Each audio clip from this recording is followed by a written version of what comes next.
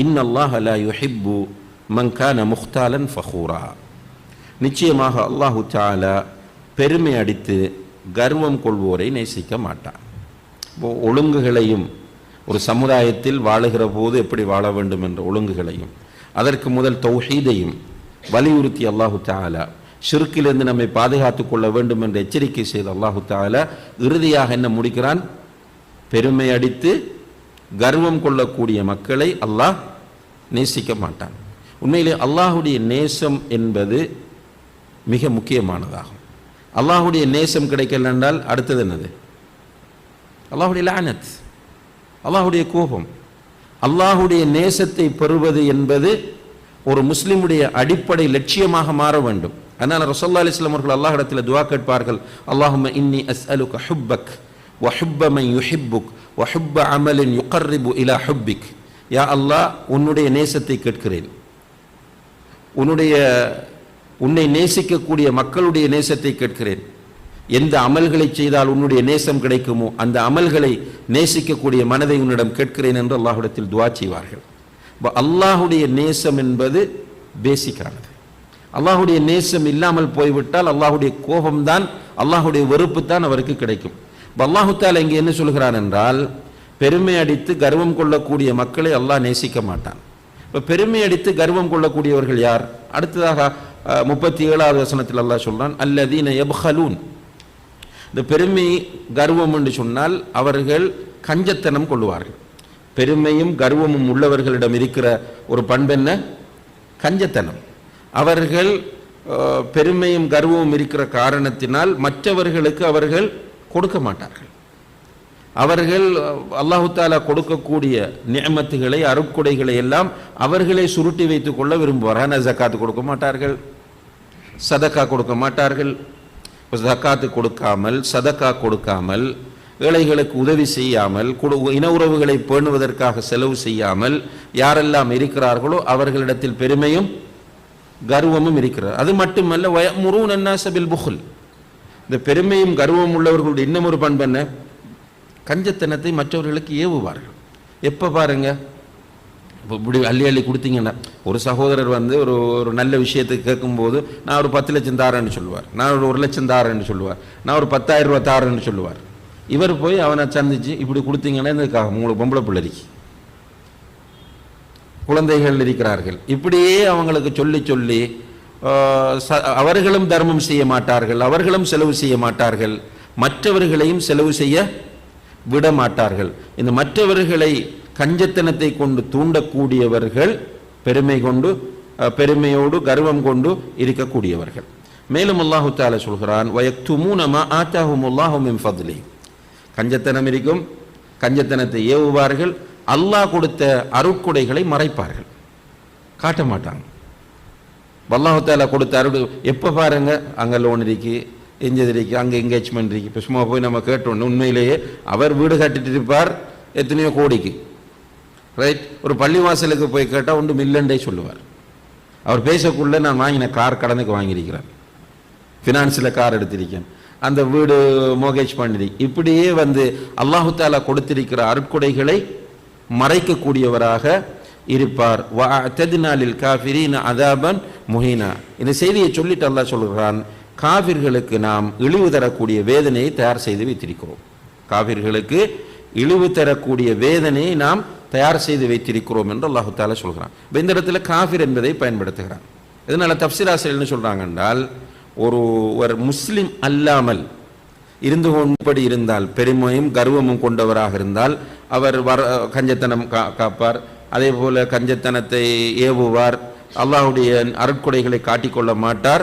இப்படியான காஃபிருக்கு இழிவு தரும் வேதனை இருக்கிறது. அல்லது இந்த இடத்துல காஃபிர் என்பதை எப்படி புரிய வேண்டும்? குஃப்ருன் நிஅமா, அல்லாஹ் தந்த நிஅமத்துகளை நிராகரிப்பது. அல்லாஹ் தந்த நிஅமத்துகளை நிராகரிப்பது என்னது? குஃபுர். ஆனால் அது குஃப்ருன் அஸ்கர், சிறிய குஃப்ராகும். ஒரு முஸ்லிம் இடத்தில் இது வரும். இந்த குஃப்ரில் 2 வகை இருக்கு, குஃபுர் அக்பர், குஃபுர் அஸ்கர் என்று. அல்லது குஃபுர் அக்பர், குஃபுர் தூன குஃபுர், பெரிய குஃபுர், சிறிய குஃபுர் என்று. பெரிய குஃபுர் என்பது இஸ்லாத்திலே இல்லாத நிலை.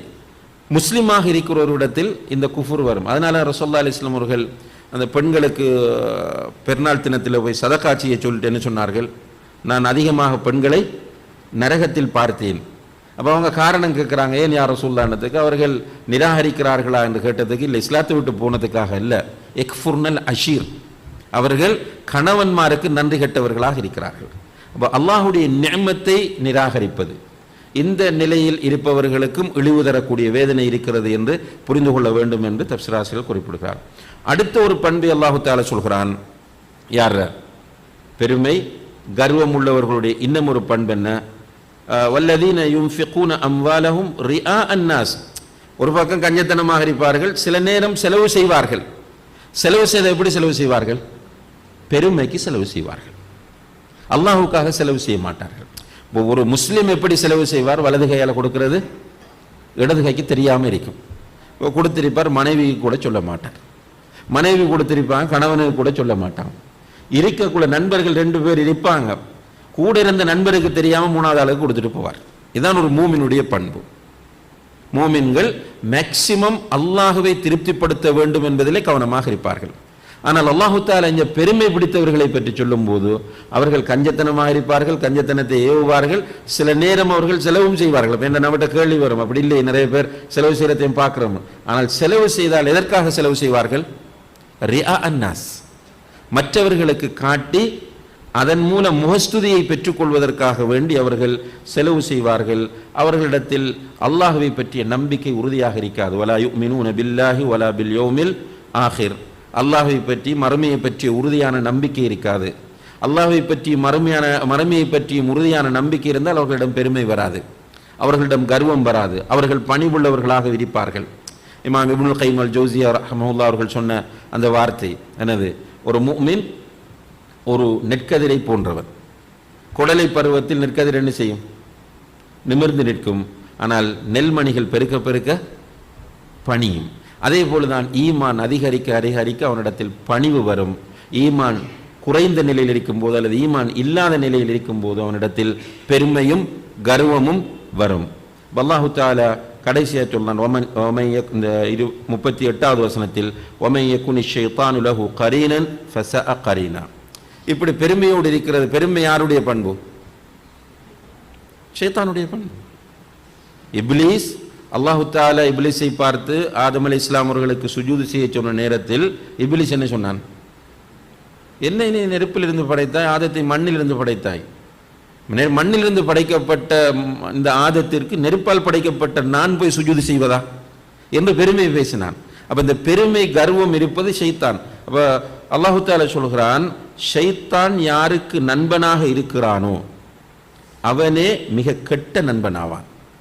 இப்போ ஷைத்தான் ஒருவனுக்கு ஃப்ரெண்டா கிடைச்சிட்டால் அதை விட மோசமான ஒரு நண்பன் கிடைக்காது. ஷைத்தான் நண்பனா கிடைச்சிட்டான்டா வறுமையை பட்டு கொண்டு ஏவுவான். ஷைத்தான் வறுமையை ஒரு தலைவனிட்ட கஞ்சத்தனம் வரும். அல்லாஹ் குர்ஆன்ல சொல்லி காட்டுகிறான், ஷைத்தான் வந்தால் நண்பனாக ஆகிவிட்டால் ஷைத்தான் வறுமையை எச்சரிக்கை செய்வான், உனக்கு வறுமை வந்துவிடும். வறுமை வந்துவிடும் என்ற பயம் ஏற்பட்டால் என்ன நடக்கும்? கஞ்சத்தனம் ஆட்டோமேட்டிக்காக வரும். அதே போல இந்த ஷைத்தான் நன்மையை செய்வதற்கு தடையாக அமைவான், பாவங்களின் பக்கம் மக்களை தூண்டக்கூடியவனாக இருப்பான். இந்த ஷைத்தானுடைய வழியில் பயணிக்கிறவன் மிக ஆபத்தான வழியில் பயணிக்கிறான். அதனால தான் அல்லாஹு தஆலா அல் குர்ஆன்ல சொல்றான், ஷைத்தான் உங்களுக்கு தெளிவான எதிரி, ஃபத்தஹிதுஹு அதுவா, அவனை நீங்கள் எதிரியாகவே பாருங்கள், அவனை நண்பனாக ஆக்கிக் கொள்ளாதீர்கள். ஏனென்றால் அவன் உங்களுடைய நண்பனாக வந்துவிட்டால் அவன்தான் ஆக கெட்ட நண்பன் என்பதை அல்லாஹ் இங்கே சொல்லுகிறான். இறுதியாக அல்லாஹு தஆலா கேட்கிறான், வமாதா அலைஹிம் லவ் ஆமனு பில்லாஹி வல் யௌமில் ஆஹிர் வ அன்ஃபகு மிம்மா ரஸகஹுமுல்லாஹ். இந்த பெருமை பிடித்து கர்வம் கொண்டு அலைகிற மக்கள் அல்லாஹ்வையும் மறுமை நாளையும் ஈமான் கொண்டு அல்லாஹ் அவர்களுக்கு கொடுத்ததிலிருந்து செலவு செய்தால் என்ன என்ன ஏற்படும்? அவர்களுக்கு என்ன நஷ்டம்? இதனால் அவர்களுக்கு என்ன பாதிப்பு ஏற்பட போகிறது என்று அல்லாஹ் கேட்கிறான். பெருமை பிடித்து அலைகிறார்கள், வறுமையை கொண்டு ஏவுகிறார்கள், கஞ்சத்தனத்தை கொண்டு ஏவுகிறார்கள், கஞ்சத்தனத்தோடு இருக்கிறார்கள். இவர்கள் அல்லாஹ் கொடுத்த நியமத்துகளை காட்டுவதில்லை, அல்லாஹு தஆலா கொடுத்த நியமத்துகளை மறைக்கிறார்கள். இப்படி நடந்து கொள்ளக்கூடிய இந்த மக்கள் அல்லாஹ்வை மறுமை நாளையும் ஈமான் கொண்டு அல்லாஹ் அவர்களுக்கு கொடுத்ததிலிருந்து செலவு செய்தால் அவர்களுக்கு என்ன கேடு வந்து விட போகிறது என்று அல்லாஹு தஆலா கேட்கிறான். உண்மையிலே இந்த குர்ஆன் வசனத்தை ஒரு உணர்வுபூர்வமாக ஓதுகிற ஒரு முஃமின் நிச்சயமாக இதன் மூலம் படிப்பினை அப்படியான ஒரு ஸ்டைலில் அல்லாஹு தஆலா இந்த கேள்வியை எழுப்புவதை நம்ம பார்க்கிறோம். எல்லாத்தையும் சொல்லிட்டு இந்த வசனத்தை முடிக்கும் போது வகான அல்லாஹு பிஹிம் அலீமா, இவங்க செய்கிற எல்லாவற்றையும் அல்லாஹு தஆலா நன்கறிந்தவனாக இருக்கிறான். ஏற்கனவே அல்லாஹுடைய பெயர் அலீம் என்பதை நம்ம பார்த்திருக்கிறோம். அல்லாஹுடைய இல்ம் எவ்வளவு விசாலமானது என்பதையும் பார்த்திருக்கிறோம். எனவே எல்லாத்தையும் அல்லாஹ் பார்த்துட்டு இருக்கிறான். உள்ளத்தில் ஏற்படக்கூடியதையும் பார்த்துட்டு இருக்கிறான், நாவில் பேசக்கூடியதையும் பார்த்துட்டு இருக்கிறான், நம்ம செய்யக்கூடியவைகளையும் பார்த்து கொண்டிருக்கிறான். எனவே அல்லாஹ்விடம் இருந்து நீங்கள் யாரும் தப்ப முடியாது என்கிற செய்தியோடு இந்த பகுதியை அல்லாஹு தஆலா நிறைவு செய்கிறான். எனவே எல்லாம் வல்ல அல்லாஹ் ஜல்ல ஷானஹு தஆலா இந்த வசனங்கள் சொல்லப்பட்ட அடிப்படையில் நம்முடைய வாழ்க்கையை அமைத்துக்கொள்ள தௌஃபீக் செய்ய வேண்டும். பெருமை, கர்வம் என்ற மிக மோசமான பண்புகளிலிருந்து அல்லாஹ் நம் அனைவரையும் பாதுகாப்பானாக. எமது நிகழ்ச்சிகளை யூடியூப் வாயிலாக தொடர்ச்சியான பயான்களை பார்வையிட டாக்டர் முபாரக் மதனி ஒஃபீஷியல் எனும் யூடியூப் சேனலை சப்ஸ்கிரைப் செய்யுங்கள்.